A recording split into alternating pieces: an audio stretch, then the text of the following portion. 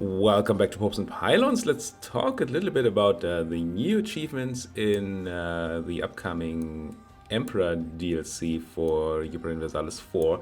We've been playing EU4 a lot around here, not for the past couple of days because we've been playing some Old World and we've been trying to make some time for, or put some time between our last EU4 campaign and the new ones that are certainly going to come up once the DLC releases. Release is on the 9th of June, if I remember correctly, and I am still hoping that I will get preview access to it as I have for previous expansions. That is not a given, but if I do, you can probably see the first Emperor videos a little before the 9th of June on this channel. But now, usually these achievement DLCs come the week before the release, but this DLCs, Dev Diaries. But this time, Paradox decided to move that ahead a bit because they somehow had to put the achievements on Steam already, and then people would have been able to mine them, and they wanted to get ahead of that. So, let's just jump in. Question here is, first of all, what achievements there are, and then we're going to talk about whether they're interesting for our campaign of ours. And I'm very, very interested in what you guys think. There have already been a few people suggesting campaigns in the comment section. I'm interested in more. Which campaign do you want to see first, and which other ones would you maybe also want to see? But let's just jump right in, starting as Mary of Lotharingia, starting as Burgundy, form Lotharingia, and have a female ruler named Marie. Now, this one, it doesn't strike me as super interesting. I mean, it's flavorful and all that, but sure, forming Lotharingia probably means you have to fight the French and probably the Empire too. I don't quite know what you need for the forming of Lotharingia yet, but it seems like that would be sort of the thing. And having a female ruler named Marie, you can rename your heirs. So you'd want to call all your heirs Marie.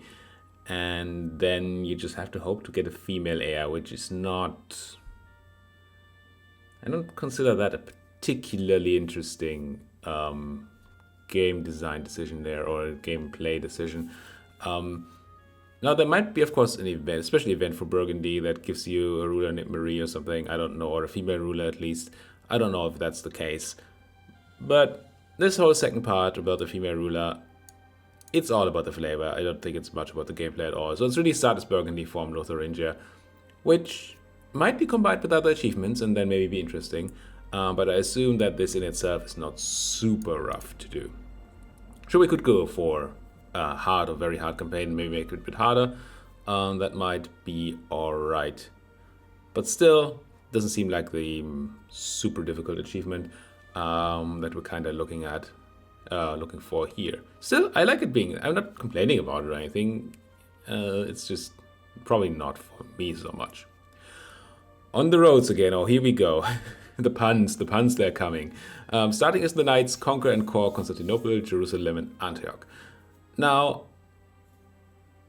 that is more of an interesting one, as in difficulty. Starting as the Knights, that's not a trivial start at all. You're a tiny island, and you have to take especially Constantinople from the Ottomans, and probably, as the game tends to go, Jerusalem and Antioch from the Ottomans as well. Find yourself some holy hand grenade there. It's... yes. I mean, that's just a yes. I've never played as the Knights. I don't know if they have any particularly interesting mechanics, but it's an interesting start, to say the least, on that island there. And then it's difficult enough to do that this might be of interest. And I do like the punny title, I will say. keeping on. Spaghetti Western, starting as Bologna, become Mexico or Texas. Yes, of course, spaghetti. Now,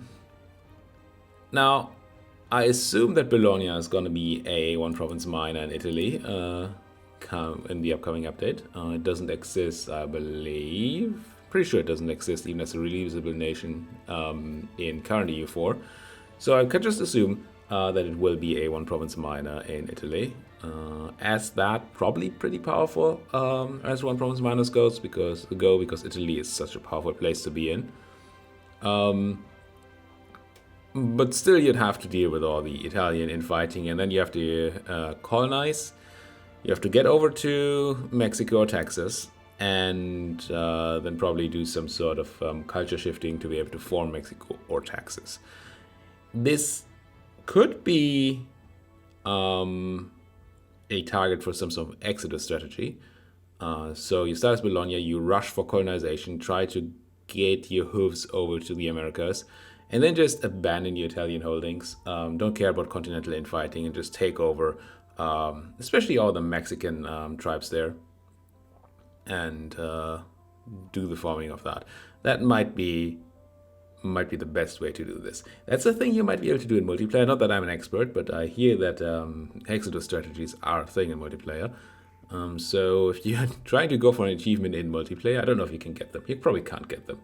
If you're trying to replicate an achievement in multiplayer, then this might be that. It's okay. I mean, I'm not sure how tough the Bologna start would be. The colonization becoming Mexico or Texas part does not strike me as particularly interesting. It feels like it's mostly for the name, which is a fine name. Not going to complain about that. Stern des Südens. Now this one is one I cannot ever do. It is just forbidden. From Bavaria, starting as München, so Munich, and have your subject Bremen or own Werder. Now, you see, I lived in Bremen for a long time, and the Bavarians are sort of the arch enemy-ish. I mean, it's all in good fun, maybe, but there's not the best of spirit between Bavaria and Bremen.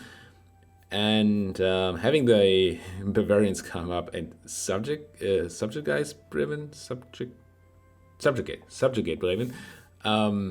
Yeah. Also, it's not, I don't think, particularly difficult. I mean, Bremen tends to be a free city, which makes taking it as a subject not trivial. But meh. And Werder must be a new province, I assume, next to Bremen. Or it's renamed Verden.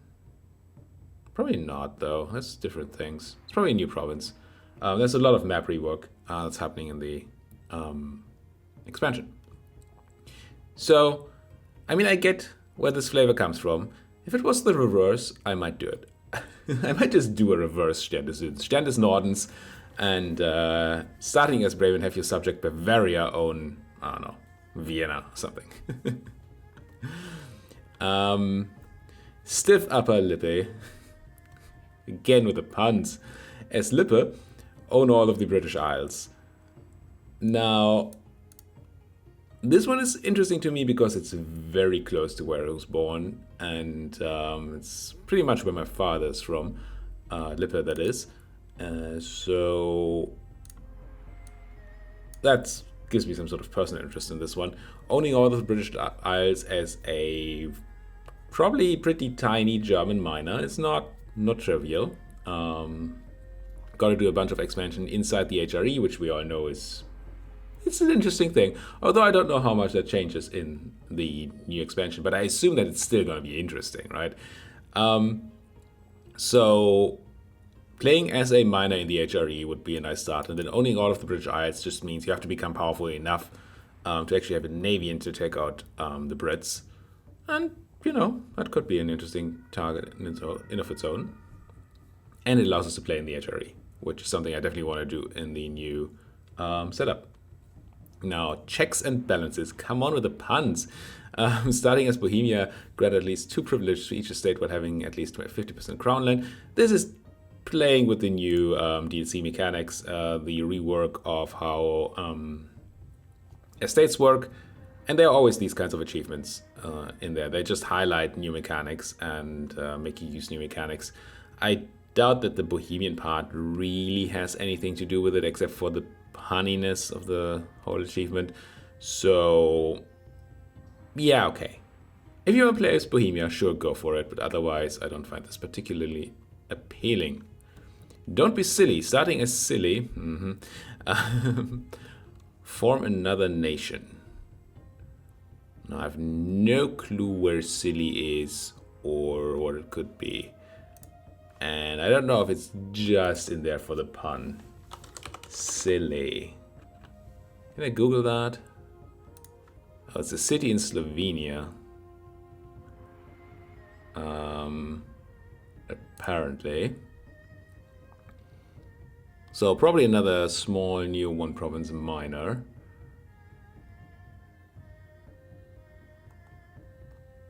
And then you just form another nation.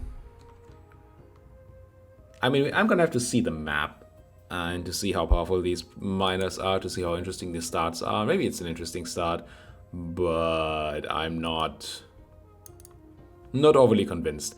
It could be something together with something else, right? Could run this and form something interesting for an interesting campaign. But on this alone, meh, not that super interested. Holiest Roman Empire, as either the Papal States or the Emperor have the Papal States as an elector, while the HRE is officially Catholic. So we have a big Catholic rework coming in the expansion, and so obviously this is trying to focus on that.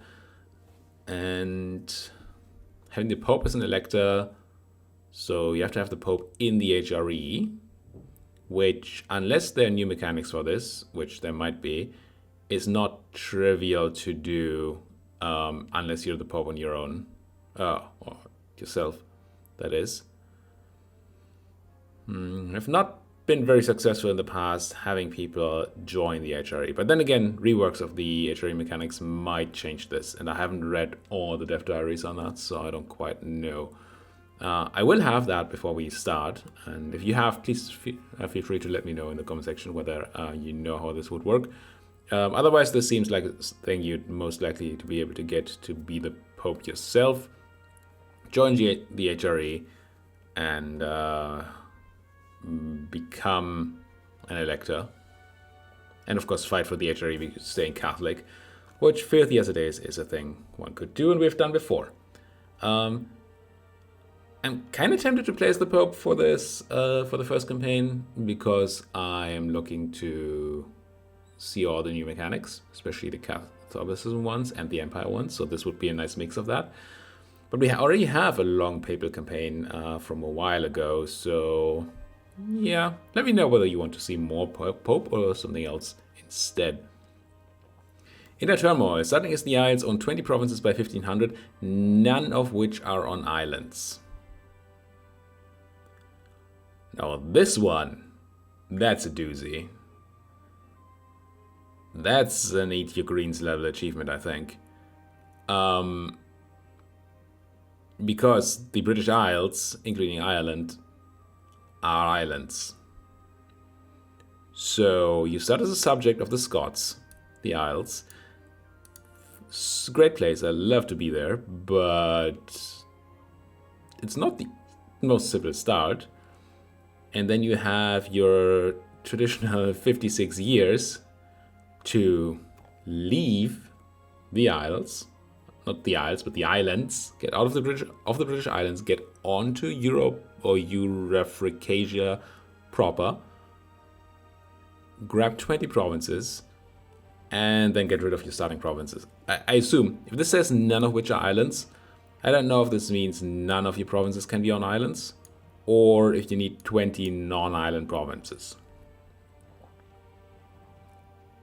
I mean, own 20, none of which are on islands, but can I also own others? I don't know. Either way, getting rid of land is not as hard as getting this land in the meantime. I'm not sure what the best thing for this would be. I mean, it seems really hard to get powerful enough to not only break free from the Scots, but then also to take proper European land. Maybe the European landscape has changed enough with all the map changes that this is possible to fight yourself into like fragmented France or Burgundy or something. But that seems a tall order. And the HRE seems off limits unless Emperor mechanics have changed a lot. We can ally the Emperor. It seems rough. And then, I mean, my general idea would be to go into Africa. But you have to... Well, you have to know CB an African miner. somewhere in Middle Africa, I guess. And you'd have to have the colonial range to get there, I think, to be able to core it. By 1500? Phew.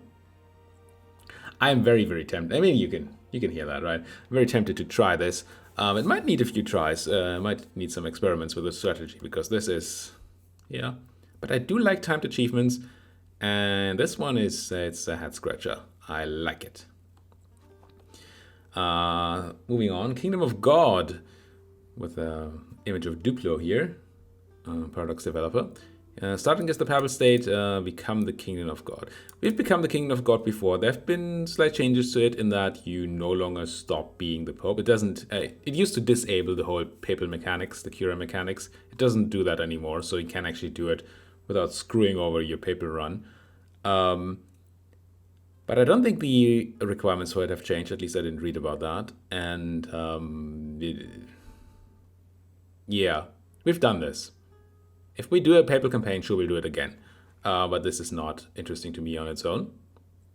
And then, so these are achievements you can get with the free patch, whether you have Emperor or not. That's interesting. And then there are a couple of ones that you can only get having the Emperor DLC. Everything's coming at Mulhouse. Yep, more puns. Starting as Mulhouse, which is, I assume, also a German minor. Seems to be the English name for either Mühlhausen or Mülheim, both of which are actual places. It's Mühlhausen. And it's in Alsace. I see. So it's not actually German. It's right on the border in modern day France. Become the Emperor of the HRE and completely decentralize the empire. Sure, completely decentralize. And it's probably not the easiest start. Seems fine. God tier, sure. Become a tier 5 Defender of Faith. I don't know what that means, but apparently can be multiple levels of Defender of Faith now. This nation is neither Catholic nor Sunni. Once again, a focus on a mechanic. Does not seem super interesting in and of itself. Napoleon's ambition as revolutionary France spread the revolution to 10 countries. So there clearly must be new revolution mechanics, and I don't know them or know anything about them. And having a quick look at these, Vive la Revolution as a total overhaul of revolutionary republics, as well as a look at the new Burgundian success. That's the Dev Diary title, but total overhaul of the revolution. I don't know how this works, but I'm interested. I want to play with it. And I don't quite know what the best way to do that is. I mean, one way is, of course, to play a game that gets up to being revolutionary France. So start as something, form France, or take over France, or start as France even if you want, and then play until the revolution times, or you do one of the later starts, which I've never done, but that might be a reason to do a later start date, maybe. AEIOU, complete the Austrian mission tree. I don't know why it's AEIOU. Let me know if you do. What's for the vowels? I have not looked at the Austrian mission tree yet. But if you're playing as Austria, this seems like it should be a thing to go for. And I assume if they put an achievement like this in there, then there's going to be a interesting new Austrian mission tree, probably all focused on empire mechanics and marrying people. Which, you know, Austria is not my favorite start because it's pretty easy. But then again, if we do a hard mode campaign, maybe that's fine. And then finally, global hegemony. Hegemony? I think it's hegemony. Reach 1% strength as any type of hegemon. Again, highlighting a new mechanic. Hegemons, if you're a powerful nation, either money, military, or naval-wise, you can claim hegemony. There can only be one hegemon of each type. And you get some bonuses, but you have other things too. People get casus belli against you, and you can't ally other hegemons. And if you lose any war, you lose hegemony completely. So again, highlight. We might do this. Probably will do this in one of the longer campaigns. I mean, I definitely want to use the new mechanic. But again, not maybe as the target of a whole run. And that's it. These are the new achievements. I saw quite a few that I'm interested in doing, and quite a few that I might just do on myself, on the side. I'm trying to say. And also, there's a lot of puns that attract me, but I should not be attracted by those puns. That's just bad. You shouldn't do that. Don't be attracted by puns. But most importantly, I need to know what you guys think I should be doing first, and then maybe second, and then maybe third, when the new campaign comes out. I'll take combinations too. So if you have either combinations of these new ones you want me to do, or a combination of a new one and an old one maybe, or a nice little twist that we could add to an achievement to make it more interesting, do let me know about that in the comments section. Thank you guys so much for watching. I'm very much looking forward to seeing your comments on this, and I'm looking forward to playing Emperor. I am itching to play EU4 again. It's really funny. I play so much EU4 and then I get a bit, worn out, but then I don't play it for a few days and I just get the itch again.